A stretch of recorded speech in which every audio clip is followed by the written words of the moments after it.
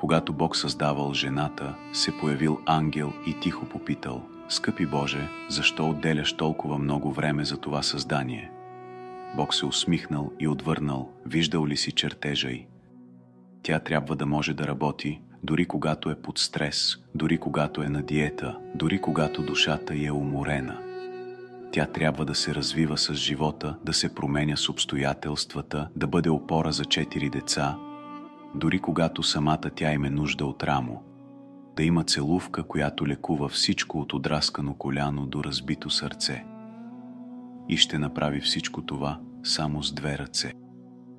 Това е най-сложното творение, което съм създавал“, промълвил Бог.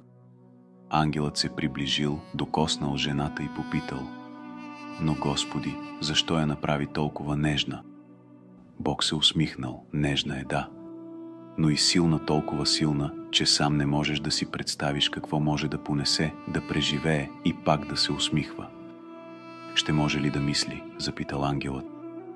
„Не само ще мисли, ще анализира, ще преценява, ще се съмнява, ще обича. Ще умее да спори, да мълчи, да преговаря и да прощава, дори когато не трябва.“ Ангелът докоснал лицето й. „А каква е тази влага? Сълзи ли са?“ „Нейна сила“, казал Бог, „скрита в слабост.